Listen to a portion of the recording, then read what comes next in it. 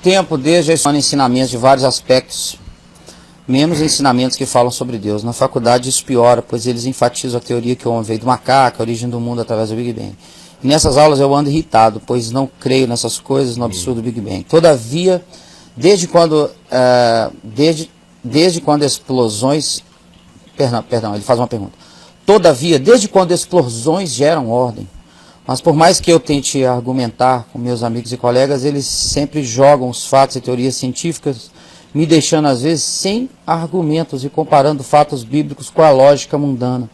Vejo que a grande massa está seguindo esses conceitos. O que fazer para tentar mudar esse conceito, Caio? E isso abala a nossa fé.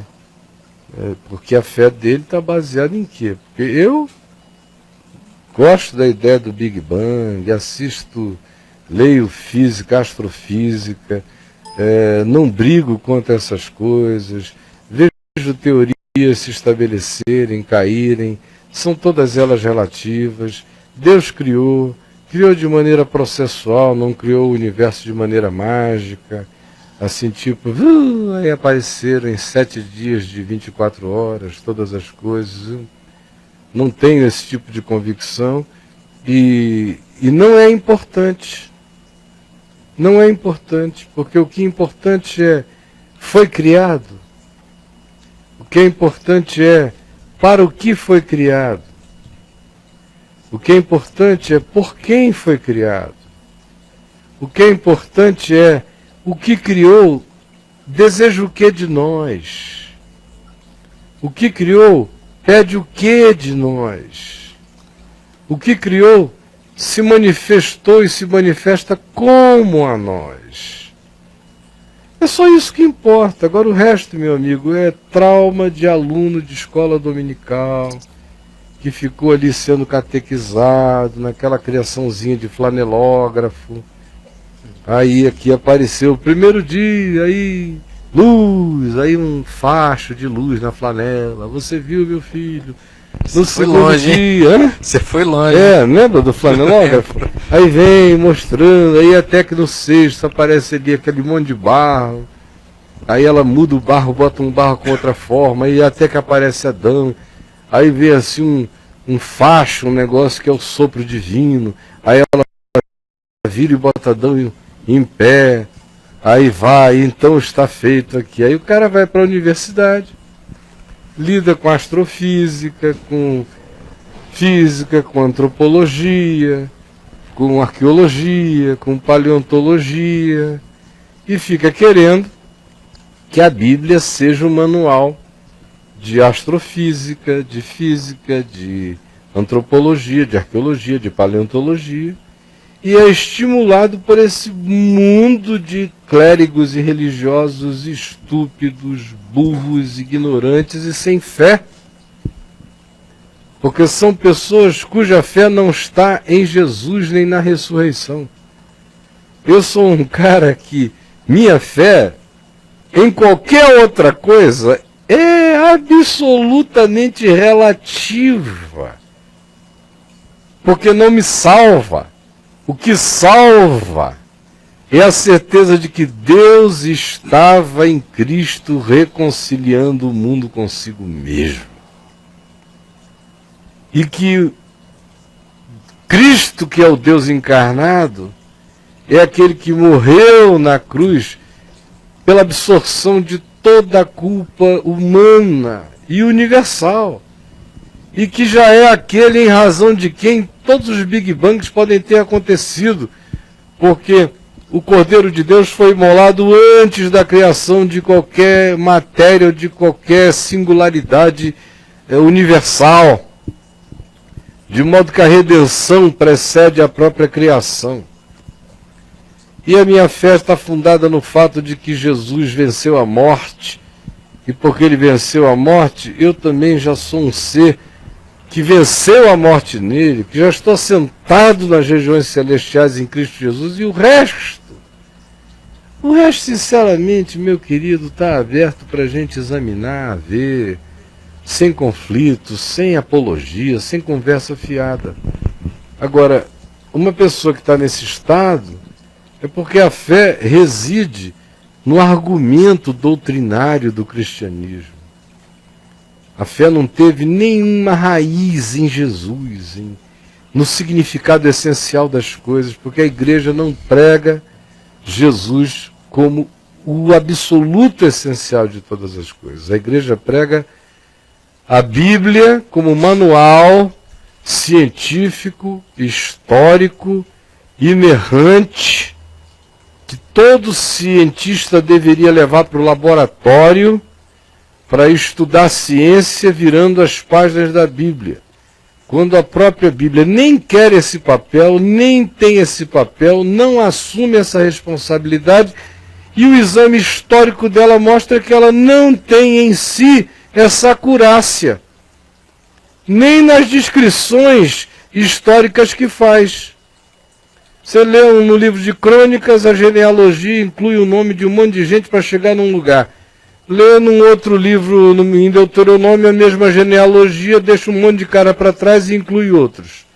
Você vê nos evangelhos, para a gente não ir longe, como não existe esse tipo de preocupação com número, com quantificação, com esse tipo de inerrância descritiva, porque são observadores distintos, acertando no contar a mesma história ao afirmar a mesma essência. Mas para Mateus são 2 gadarenos, para Marcos é um gadareno só, para um são 2 cegos de Jericó, para um é um cego só. E assim você vai vendo discrepâncias aqui e ali. Para uns se pede que Jesus visite a casa do centurião, para outros Jesus não pede, em outros não, que se visite a casa dele. Tem essas variações. Agora o importante foi que o centurião disse o que disse, Jesus disse o que disse, o servo do centurião ficou curado, a filha do Jairo foi ressuscitado. Então nem nesse nível a Escritura está querendo ser essa brincadeirinha de inerrância de letras, que Paulo diz, a letra mata. O Espírito é o que vivifica. E nem menos ainda como literatura, porque como literatura, só o Velho Testamento praticamente não tem erros literários, porque os copistas judaicos e os escritores eram tão meticulosos na letra, no culto à palavra, no culto à letra, ao código letrista, que as construções são praticamente sem erro de construção nenhuma. Mas o Novo Testamento, onde o pessoal sabe que o que importava é que o verbo tinha se feito carne, e a narrativa era só uma narrativa, não era um conjunto numerológico que guardava um código secreto, oculto, e que precisaria ser descrito com meticulosidades e exatidões. Eles só estão escrevendo. Por isso Mateus escreveu um evangelho, Marcos outro, Lucas outro, João outro, e cada um olhou do seu ângulo e enxergou cada um a mesma coisa, por ângulos diferentes, e uma coisa linda, muito mais completa, muito mais humana, portanto muito mais divina. Na sua observação, está cheio de erros gramaticais, erro no grego, o Apocalipse tem uma multidão de erros de construção literária no Apocalipse, de gramaticais no Apocalipse. Então é tudo bobagem da religião, fazendo a pessoa ficar naufragando numa aulinha de paleontologia, de física. Então pare com isso, meu irmão. Isso é tolice das tolices. A fé é outra coisa, é relação com Deus.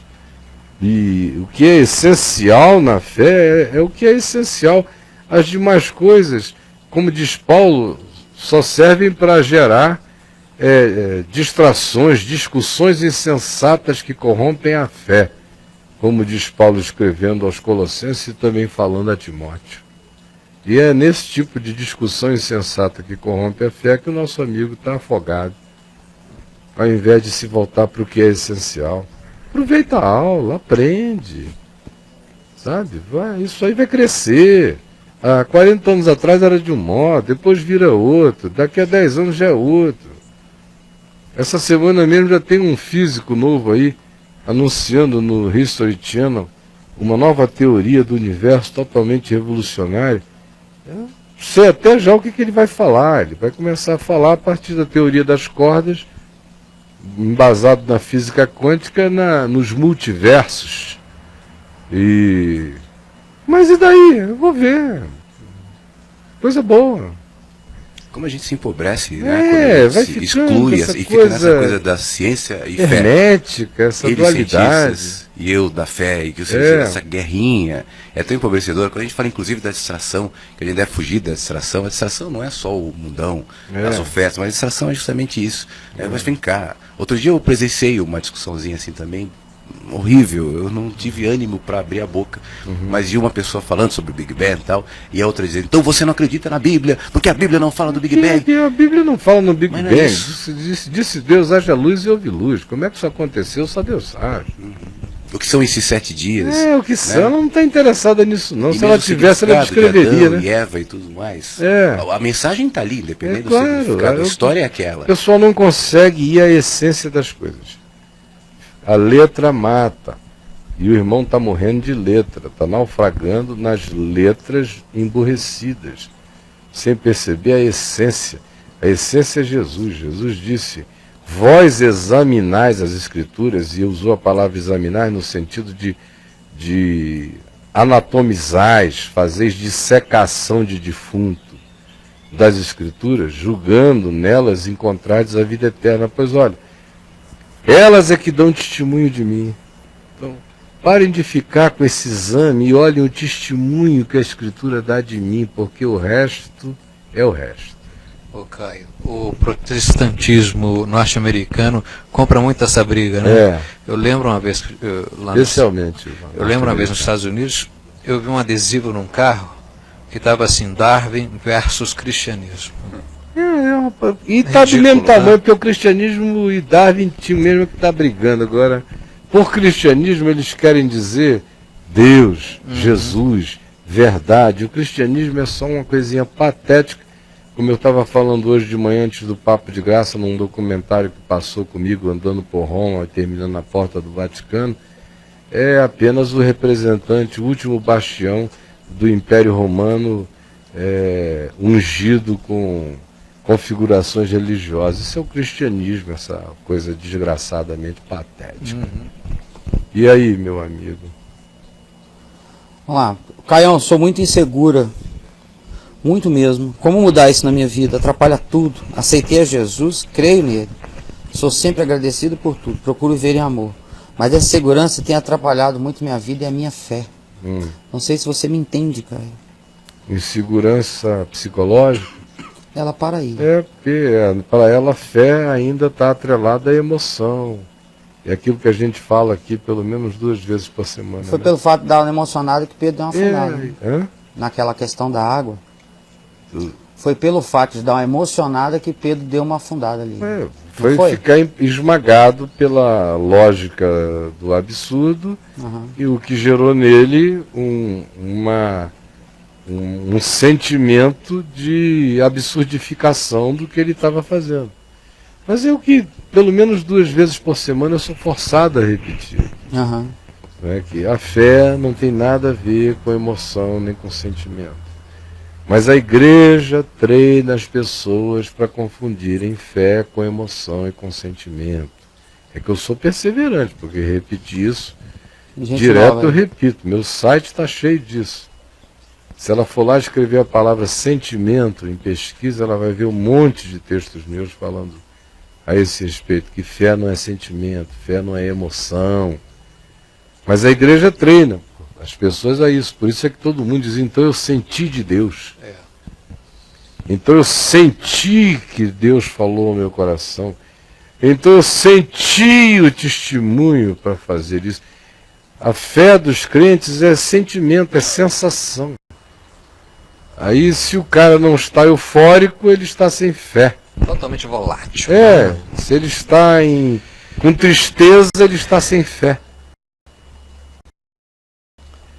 Se ele está enlutado, não pode, ele está sem fé.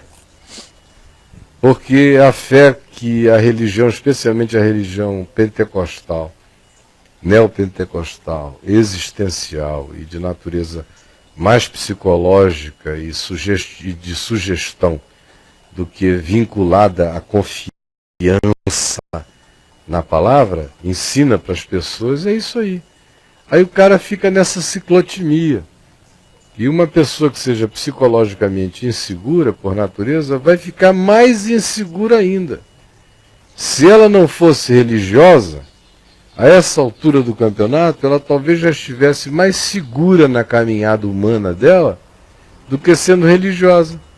Porque ela já tem uma psicologia ciclotímica, inata. Aí adicione a isso o elemento religioso ciclotímico, que fica dizendo, euforia, Deus está com você, tristeza, Deus abandonou. No nascimento, glória de Deus. Na morte, ai meu Deus, tem misericórdia. Na saúde, Deus está presente. Na enfermidade, Deus está ausente. Quando a gente ganha um carro novo, foi bênção de Deus. Se o carro bater, Deus não me visitou. É esse tipinho de crença que, jungida a um coração que já carrega inseguranças psicológicas, faz o indivíduo ficar infinitamente piorado, até que comece a entender o que é fé. Vá lá no meu site, me ajude, é porque eu já respondi demais essa pergunta aqui, demais. Vá lá no caiofábio.net, escreva a palavra fé e leia, escreva a palavra emoção, escreva a palavra sentimento, leia, faça esse favor a você mesmo, a você mesma, você vai se ajudar bastante. Eu vou ficar muito grato se você fizer isso. Algo de bom vai acontecer em você, tá bom? Mas eu vou parar por aqui porque tem milhares de outros que estão todos os dias aqui comigo, senão eu fico repetindo as mesmas coisas que outros já deixaram para trás há algum tempo. E como a gente tem a pedagogia do site escrito para você ir lá e pesquisar com calma, sozinha, crescer e se resolver no Senhor Jesus, eu peço a sua ajuda, rogo a você com todo amor no Senhor que você faça essa ajuda a si mesmo e me dê essa contribuição, tá bom? Beijo, que o Senhor abençoe você. E aí, Raião, nessa questão de naufrágio da fé, tenho lutado muito comigo para poder andar sobre as águas, não naturais, mas espirituais de Jesus. Claro. Minha desconstrução está doendo muito. As tiras de couro que estão sendo tiradas da minha carne dói demais. Mas tenho convicção de que este é o caminho e a única alternativa. Para aí. Amém. Deus o abençoe. E enquanto isso, agora a gente tem só 40 minutos para terminar o programa. Eu vou querer uns 8 minutos para mim mesmo, sem maiores explicações. Sem maiores explicações? Não. Sem maiores explicações. Estou vendo que o Judá está sentado aqui fora, mas tem gente lá dentro. Quem estiver lá dentro, faça acontecer. Olha.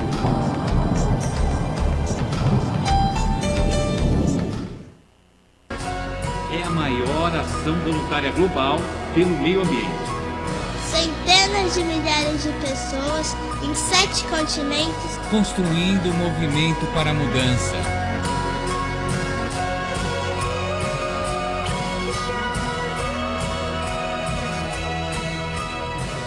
Cada pessoa tem o poder de mudar o mundo em que vive.